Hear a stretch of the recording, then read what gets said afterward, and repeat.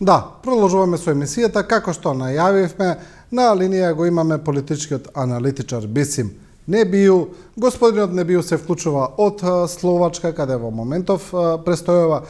Господине Небију, добре дојавте во уште едно Студио 10. Добар ден, благодарам за поканата. Да, одлично, имаме добра линија, добро се слушаме и гледаме, ние вас и ве гледаме добро. Да ќе разговараме и за домашната политичка ситуација, ќе разговараме и за регионот и за Европската унија. Да почнеме од нас. Оно што е особено интересно е најавата на албанскиот опозицијски блок дека ќе добијат поддршка од изборите за партијата Самоопределување од Косово на косовскиот премиер Курти. Интересно е оваа најава, бидејќи е на некој начин и невообичаена, ајде да речеме, на македонската политичка сцена, но ја отвори и дебатата дали тие може да учествуваат на изборите кај нас или не. Она што го добивме како појаснување од опозицијскиот блок е дека тоа се сепак луѓе кои имаат македонско државјанство и дека имаат и дека тие, да речеме, дел од нив се и советници на косовскиот премиер. Нема да навлегуваме во таа дебата во поглед на законитоста, тоа ќе се разјасни во деновите што следуваат. Повеќе ме интересира политичкиот дел. Како гледате сега на ова, на давањето на поддршка, на директна поддршка веќе на самоопределување на Курти за албанската опозиција во Македонија? Мислам дека во македонската јавност има премалку информации за политичките ситуации, да кажеме, и процеси и актери во регионот, а посебно во Косово, затоа ќе одам чекор поназад во овој одговор. Прво за да разјаснам што е самоопределување, односно од каде доаѓа нејзиниот политички бекграунд и која е нејзината еволуција низ годините. Значи, се работи за политичка партија која што е сега на власт во Косово, и тоа поради фактот дека на последните два избори убедливо победува. Изборите во 2020 и, ако не се лажам, 2021 година добива убедливо најголем број на гласови. Меѓутоа, како политичка партија функционира некои десетина години во еден континуитет на движење, односно на невладина организација. Значи, самоопределување е формирано како политичко движење.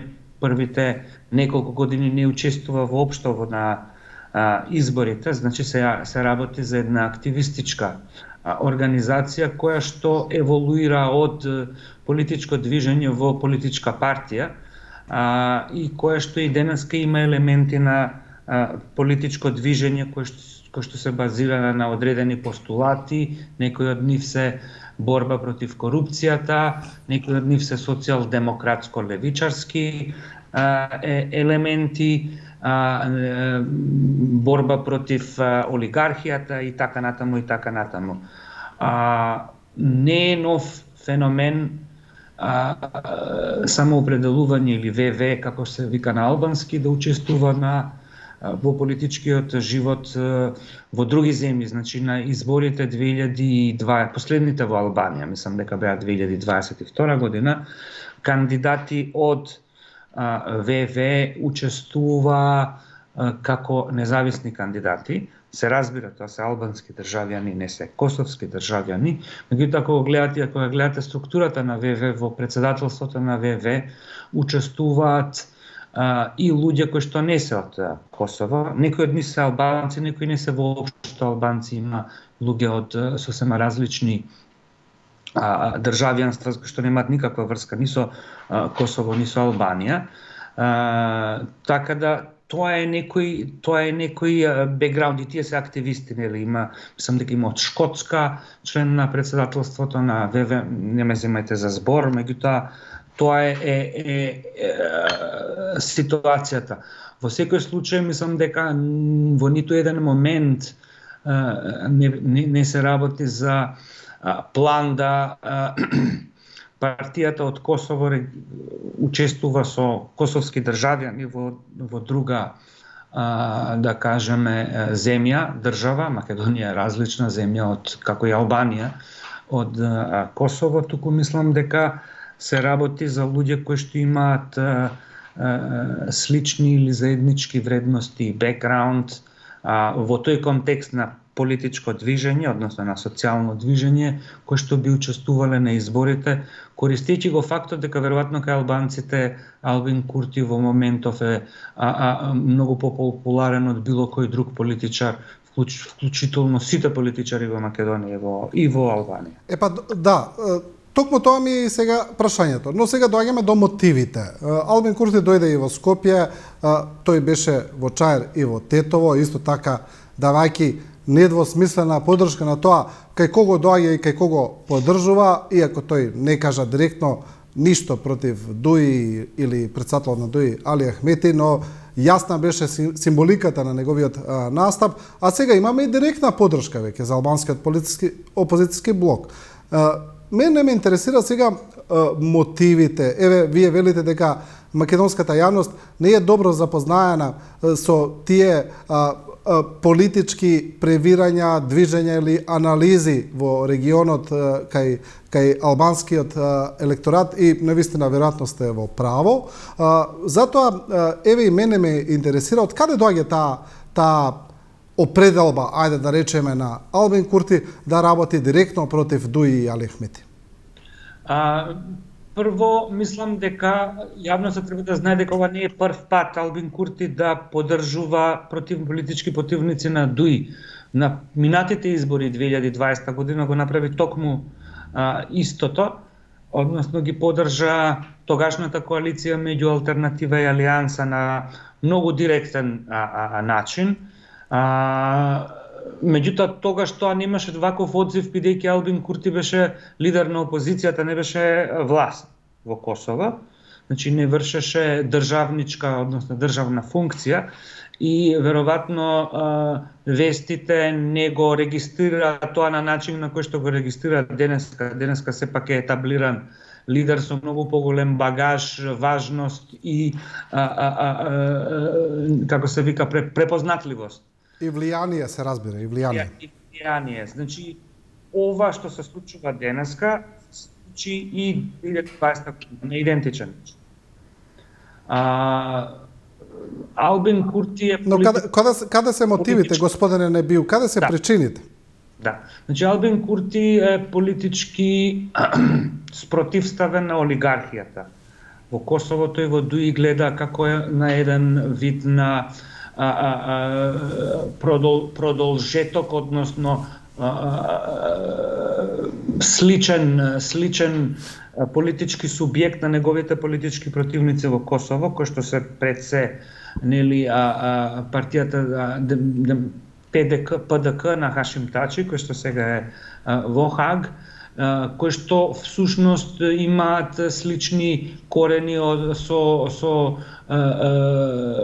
партијата, односно со Демократската унија на интеграција, кои што влечат некој континуитет од движењата од 80-тите години и кои што имаат според визурата и метриката на Албин Курти представуваат символи и основоположници на корупцијата, организираниот криминал и фактички она што он го нарекува state capture од страна на парцијални политички интереси и врската меѓу поднебјето и политиката.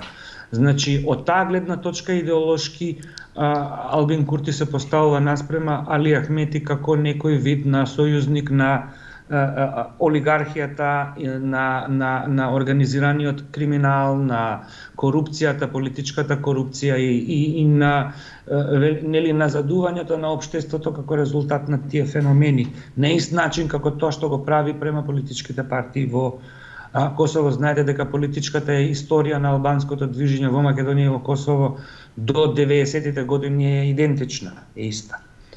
Дури и некои од политичките партии биле заеднички, зборам посебно за тие во емиграција, токму во една од нив и ДУИ и Демократската партија на Косово гледат свој идеолошки претходник. Да, тоа е она што е јасно ако гледаме од идеолошки аспект, но и самиот кажавте дека Албин Курти сега е политичар кој ужива најголема дореба или е, да речеме, најпопуларен албански политичар на Балканот. За сите албанци кои живеат на Балканот, и тоа е јасно, ужива голема поддршка, голема популарност во моментов, и со оваа директна поддршка тој има сериозна тежина и во поглед и кај албанскиот опозицијски блок. Сега тоа ни го дава спротивното прашање, ке може ли ДУИ, која е 20 години неприкосновена на македонската политичка сцена и која според анкетите се уште ужива најголема поддршка, да го издржи овој напад, ајде да речеме, во политичка смисла, се разбира. Дали ќе може Али Ахмети да се избори овој пат во, ајде да речеме, во директна конфронтација и со Албин Курти? Мислам дека прашањето е, односно одговорот на прашањето е малку покомплексно од тоа дали Албин Курти ќе се приклучи на опозицијата или не. Мислам дека други коцки треба да се поредат тука, но тоа што сакам да го кажам и во други ситуации сум го кажала, дека по изборите 2014 година, тие се изборите кога последен пат ДУИ добива апсолутно мнозинство на албански гласачи во Република Македонија. Значи, после 2014 година ДУИ врши вешт политички инженеринг со гласовите, меѓутоа во ниеден случај не добива повеќе од 40% од гласовите. Ако ги гледате официјалните резултати, ги споредите со некои други параметри, за да извлечете заклучок колку гласачи албанци, тоа никогаш не е повеќе од 40%. 40% не е малку, меѓутоа не е апсолутно мнозинство, не е дури ни просто мнозинство. Се разбира, дуи во континуитет од 2016 година до 2020 година се обидува и успешно прави така наречен леверидж на своите гласови. Значи се намалува бројот на нивните гласови, се зголемува нивната важност, релативна важност во тие постизборни коалиции, и тоа го гледаме и денеска. Дали тоа ќе се промени во следните избори? Мислам дека постои голема веројатност дека е тоа можно, и тоа се гледа и од нервозните реакции на ДУИ, кој што се обидува, нели, деновиве незината стратегија е да ја привлече алијансата на албанците кон сопствениот камп во така наречениот Европски фронт, како против тежа на албанската коалиција, односно опозиционата коалиција на албански партии, која што представува реална опција алтернатива и која што има веројатно политичка потенција да го симне од тој пиедестал на вечен победник ДУИ. Мислам дека клучот во овој момент е и на кој начин ќе се постави алијансата за албанците, онаква какво што е сега, или во некои други инди конфигурации, бидејќи гледате дека и таму постојат разногласија и различни политички разидувања и некои пати спротивставени интереси. Ќе видиме како ќе се постават пред изборите, и начинот на кој што тие ќе се постават, мислам дека ќе го детерминира победникот, апсолутниот победник во однос на број на гласови меѓу овие два кампуса. Да, бројките се јасни во поглед на барем анкетите, ако ги земаме за Репер, дека ДУИ има поголема поддршка од севкупната албанска опозиција во моментов, но без алијанса, значи зборуваме. Алијанса е тегот кој може да превагне вамо или тамо. Доколку алијанса се приклучи на опозицијскиот блок, бројките велат дека тогаш ќе имаат поголема бројка од ДУИ, но доколку тие влезат со ДУИ, тогаш ќе се зголеми предноста на ДУИ. Секогаш постои опција алијанса да оди сама на изборите, како трет блок, ајде да речеме, но тоа ми се чини дека тоа ќе одреди судбината на партијата на Таравари во поглед на тоа како ќе реши да оди? Мислите ли вие така? Да, мислам, се согласувам со вас сеат. Партијата Алијанса на албанците е формирана 2016 година за да се бори против ДУИ. Тоа е фактички партија која што го критикува системот и ДУИ како носител на тој систем, односно поставувач на тој систем. Голем дел од низиниот гласачки потенцијал се состои од опозициониот гласач, односно од гласачот кој што бара алтернатива против ДУИ. Тоа не е клиентелистички гласач и не е гласач кој што зависи од политичките партии, посебно во 6-та изборна единица во Полог постои еден значителен број на такви гласови кои што бараат алтернатива која што не е ДУИ и кои што во неколку циклуси ги менуваат тие алтернативи. Тоа е дел од гласачкиот потенцијал, односно на гласачката база на Алијанса, и како ќе се постави во однос на коалициите, ќе влие и на излезноста и начинот на кој што ќе гласа тој елемент, тој дел од гласачкото тело, посебно реков во 6-та изборна единица. Да, кога зборуваме еве сега генерално за изборите, за тоа како се поставени, СДСМ и ДУИ веќе градат еден наратив дека тие се проевропскиот или европскиот блок, дека опозицијата предводена од ВМРО ДПМН е антиевропскиот блок. Овие албански опозицијски партии сега на некој начин инклинираат, ајде да речеме, кон коалиција со ВМРО ДПМН, доколку тамо па се смени, направи промена на власта, но не знаеме, тамо веќе има, значи комплексна е поставеноста, бидејќи доколку па СДСМ и ДУИ одат во со заеднички листи, тоа ќе даде други бројки и така натаму. Но сега прашањето ми е во поглед на ова ајде да речеме пиар за европски и антиевропски партии, ќе успее ли тоа кај гласачите, бидејќи власта се представува како проевропска, додека се обидува опозицијата да ја представи како антиевропска. Како гледате на тоа? Или можеби опозицијата е навистина антиевропска?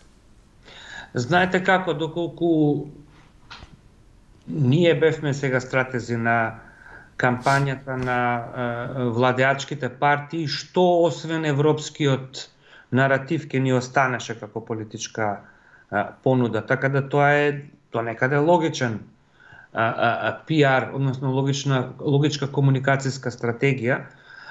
Проблемот со таа стратегија е што веројатно не е проблемот да се раздвои што е опозицијата наспроти што е власта, туку да се идентификува власта со идејата за европски, за европејанизација на Македонија со оглед на степенот на корупција, степенот на транспарентност на оваа влада, степенот на интерес и иницијатива што ја покажа во последните 4 години да се бават со овие теми. Значи, како може да бидеме европејанизирани, а волку корумпирани, и како може тоа да не ни пречи. Тие се главните проблеми, посебно што оваа власт дојде на визурата на која што ја гледаме од 2016 година е нели паролата со која што дојде на власта. Тоа е нема правда, нема мир. Начинот на кој што функционира судството, системот на правда, односно селективна правда и така натаму, тие се метриките низ кои ја оценуваме, а тие метрики не се баш поволни по неа. Значи, ветувањето како такво е супер, дури и контрастот со опозицијата, мислам дека има основа, меѓутоа оценката на власта наспроти своето постигнување и своите перформанси, мислам дека е тој фактор кој што ја ограничува, според мене, ова е сепак нели прогноза, односно анализа, ја ограничува ефективноста на таа порака дека ние сме Европски фронт. Јас живеам во Европска Унија, ваков степен на корупција нема во ниедна земја од Европската Унија и ваква инертност во однос на самиот факт дека релативно е, како што кажува американската амбасадорка, ние ги знаеме. Тие моменти, тоа е мала држава во кој што се гледаат од авион или од хеликоптер.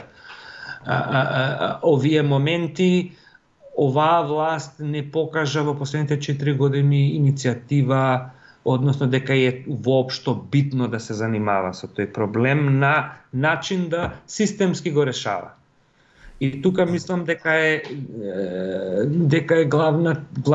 главниот знак прашалник кој што ќе го имаме како гласачи и граѓани пред изборите, апропо тоа ветување за европеанизација на Македонија. Да, ако го зборуваме за опозицијата, тамо навистина имаме имаме јасен отпор кон промена на уставот, на пример, кон ставањето на бугарите во уставот. ВМРО ДПМН, ајде да речеме, тврди дека тие не се против Европската унија, дека тие ќе бараат подобар договор, подобра рамка. Прашање е дали е тоа можно. Како гледате на тоа доколку ВМРО ДПМН па формира влада? Дали мислите дека постои навистина опасност од скршнување од европскиот пат? Значи, влегуваме во комплексноста и многу слојноста, комплицираната математика на македонската политичка сцена. Имаме неколку политички надпревари кои што се одвивуваат паралелно, каскадираат во одредени елементи и треба сите тие коцки да ги споиме. Мислам дека е тешко да спојуваме што ќе се случи после изборите. Најдобро е да правиме анализа на тоа што ќе се случува до изборите. Во тој контекст мислам дека ВМРО, иако е известно дека има одредена предност на анкетите, дека не е задоволна од таа своја предност, затоа оди постепено и надесно. Веројатно се обидувајќи се да се надпреварува со левица за националистичките гласачи, односно за десничарите.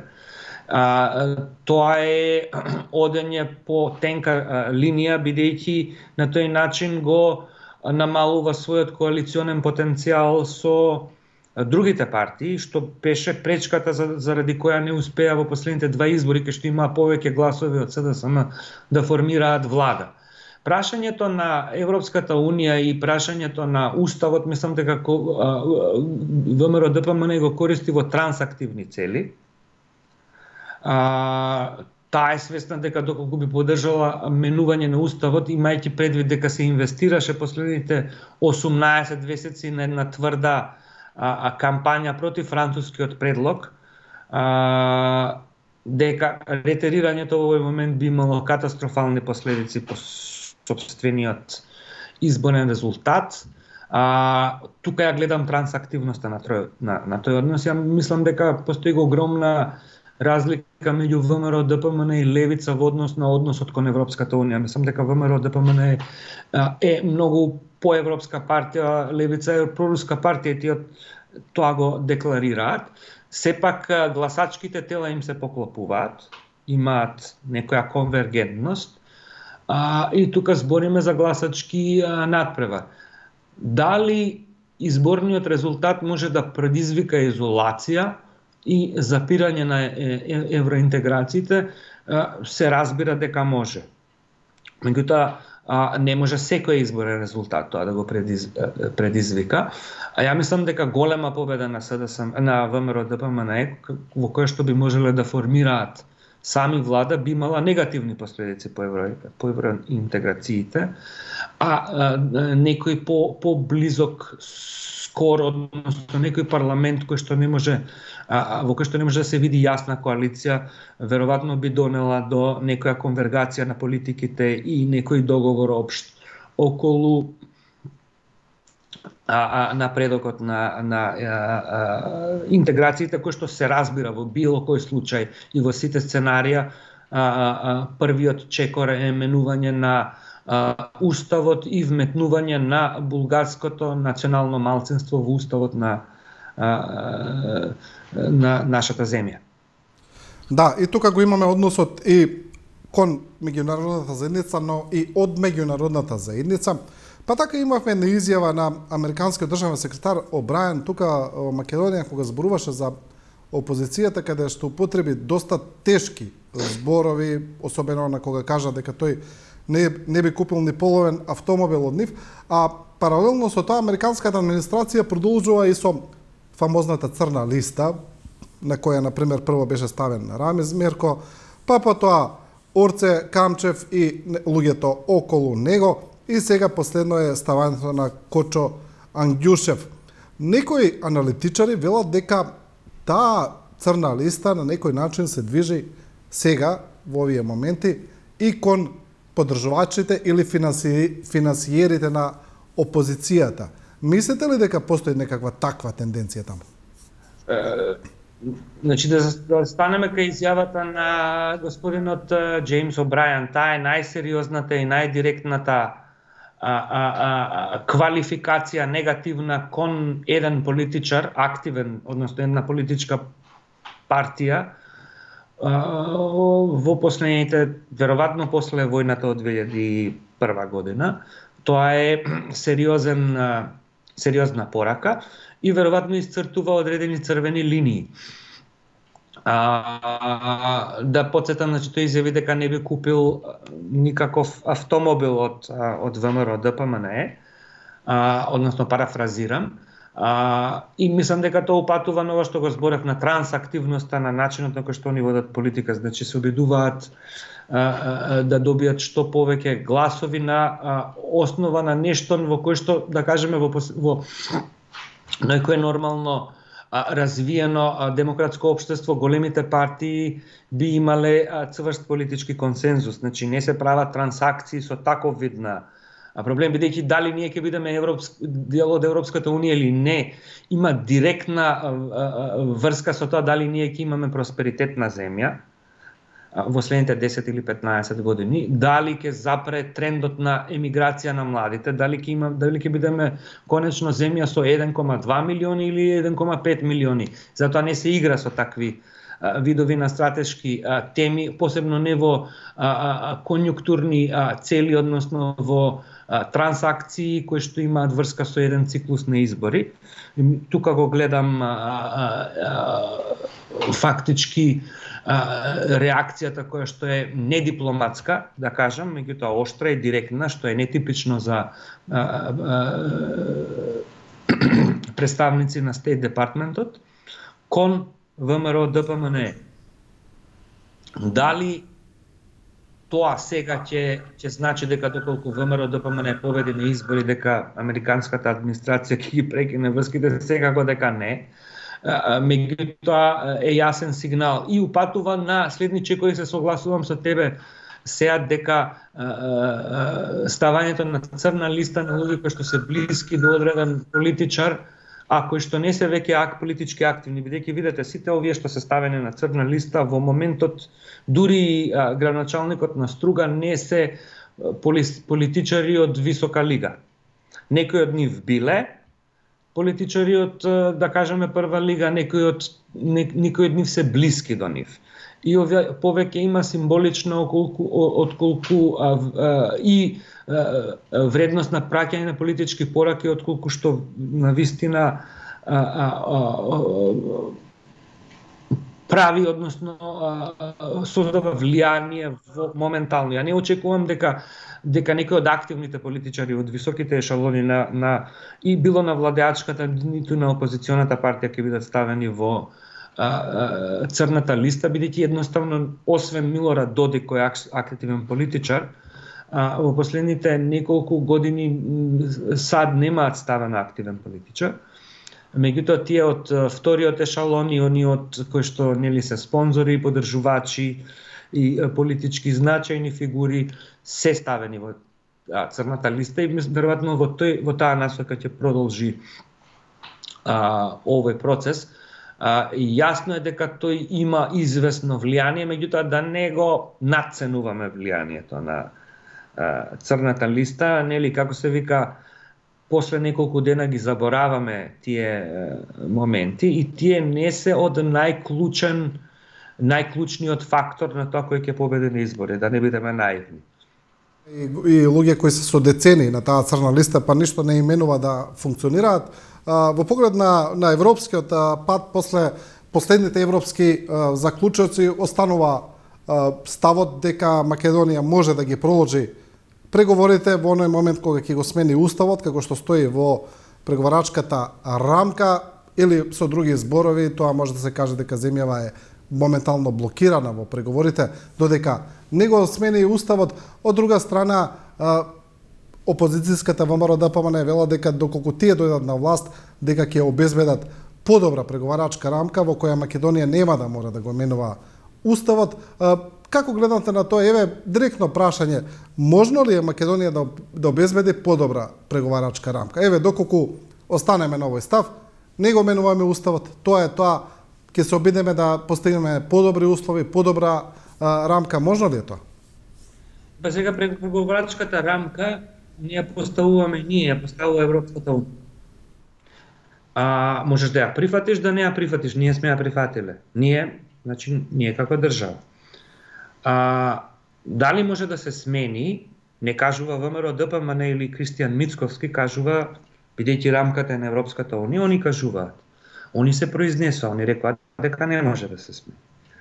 Значи сега тука го имаме зборот на Кристијан Мицковски и на ВМРО-ДПМН, кои што велат дека они ќе го сменат, и гласот на официјалните представници на Европската унија кои што велат дека нема да се смени, бидејќи тоа е рамката, тоа се условите, вие имате аплицирано, ова го имаме договорено, ова мора да го одработите. Сега кому да му веруваме, на Кристијан Мицковски или на официјалните представници на Европската унија, што кажуваат две обратни работи? Го поставувате како реторичко прашање, јас нема да одговорам на тоа, но Јасно е дека не може да се смени. Да. Може да се прекинат преговорите, може да кажеме не можеме овака. Може 10 години да не преговараме, може да не го смениме уставот, меѓутоа рамката може да ја смени Европската комисија, односно Европскиот совет, во кој што учествуваат шефовите на држави на 27-те членки. Не може да ја смени председателот на ниту на владата, ниту на опозицијата на Македонија, ниту пак да ветува како овие 27 председатели, лидери ќе се однесуваат. Такво ветување не може никој да даде, ниту пак да стои за тоа ветување. Може само да даде ветување дека нема да преговара по таа рамка. И тука треба на граѓаните да им се кажат овие работи искрено. И мислам дека следната кампања ќе биде во голем дел околу овие пораки и одлуки и дилеми. Да, во поглед на крајот на емисијата, во поглед на самата Европска унија, гледаме дека таа и се обидува да направи своји некои реформи внатрешни, да се реформира, да се смени. Има повеќе дебати кои се водат во Европската унија во поглед на тоа како да тече понатаму проширувањето, за самата визија за Европската унија, но и за начинот на одлучување во унијата. Тоа е она фамозно гласање со консензус. Веќе еве Германија кажа дека тоа треба да се смени, Франција ми се чини исто така. Мислите ли дека е можно да дојде до таква промена, до промена на начинот на одлучување во унијата, бидејќи и за тоа да дојде треба консензус? Видите сега, во 2004 година Европската унија драматично се проширува со 11 нови членки, од кои што се 9 бивши комунистички земји, и тоа ја прави огромна и гломазна во однос на одлучување и во однос на напредување на степенот на интеграција внатре во унијата.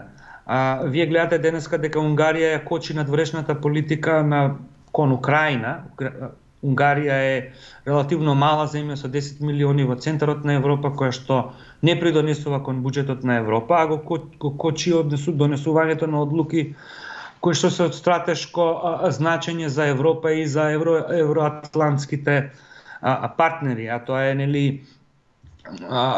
на кој начин ќе се постави наспроти Русија. И ова го кажувам бидејќи тоа го создава контекстот во кој што очигледно оваа Европа не може да функционира долго на овој начин.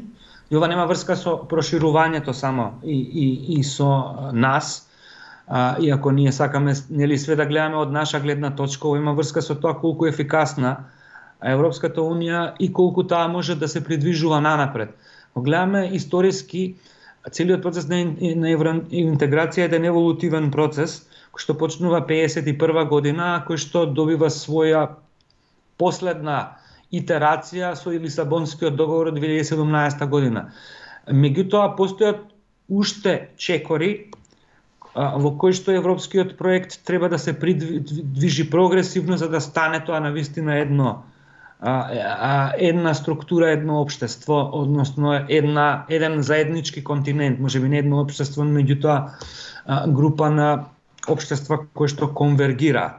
И тоа не се случува очигледно во последната деценија и е директен резултат од фактот дека Европската унија каква што беше поставена со своите институции и логика на функционирање беше замислена за една група од 12 па потоа 15 земји кои што се сите западноевропски земји, зборам за Европска унија пред 2004 година и сега одеднаш имаме една сосема различна реалност. Така да мислам дека реформите, начинот на менување на интеграциите, постепеноста на вклучувањето, посебно она што го представуваат како различни степени на интеграција во четирите елементи на заедничкиот европски пазар, дека тие се потребни не заради, заради нив, односно заради Европската Унија и како такви ќе се случат. Кога ќе се случат? Претежно, ако гледаме историски, интеграциите се придвижуваат во позитивна насока кога и Франција и Германија имаат лидерство кое што го турка тоа. Значи така се наредуваат коцките, 60-тите, 80-тите, 90-тите, сите овие придвижувања кон поголема интеграција се случуваат во ситуации историски кога Франција и Германија покажуваат апетит и способност и лидерство да го придвижат остатокот од блокот. Дали тоа сега под Шулц и Макрон ќе биде случај, ќе видиме, ќе покаже времето. Мислам дека кога збориме за време, зборуваме за наредните 1 до 2 години. Да. И како за крајот, во поглед на ова имаме уште еден феномен во Европската Унија, а тоа е еден, ајде да речеме, антиимиграцијски наратив, кој особено се гледа во некои земји каде што во Холандија, например, победи најголемиот екстремист, имавме таква една слична состојба и во Шведска, но имаме и силен раст на АФД во Германија, например, која полека се приближува да стане втора политичка сила во Германија, и имаме и промена на закони. Имаме промена на закони во Обединетото кралство, кое добро не е дел од Европската Унија, дел од континентот. Имаме најава за промена на закони во Франција, за затегнување на сите тие имиграцијски политики и во други држави, и сето тоа некако носи и до раст на десницата. Како гледате на тоа? Значи, имаме таква ситуација во Холандија и во Германија, меѓутоа имаме и релаксирање на мигрантските политики од страна на Германија. Денеска е полесно да добиете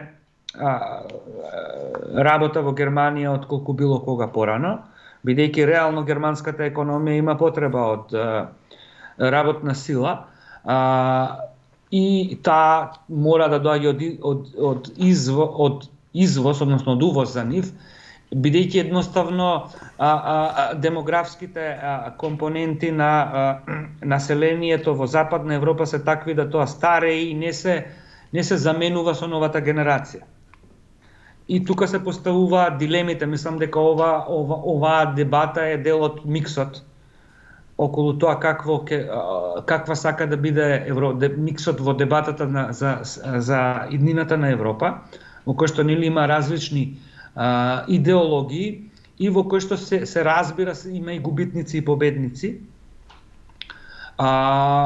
Менувањето на демографската и социјалната структура на општеството не е лесен процес, посебно ако се случува без мерки на поддршка за интеграција на новото население, и тоа гледаме и кога се случува, создава огромни реакции од општеството, кои што се претвораат, нели, во тие гласови за антиимигрантски и десничарски, ултрадесничарски, до некои пати неонацистички партии. Меѓутоа мора да ги гледаме вака работите. АФД има 24%, меѓутоа партиите сите други имаат 76%. АФД во Германија е далеку од доаѓање во позиција да незините политики создаваат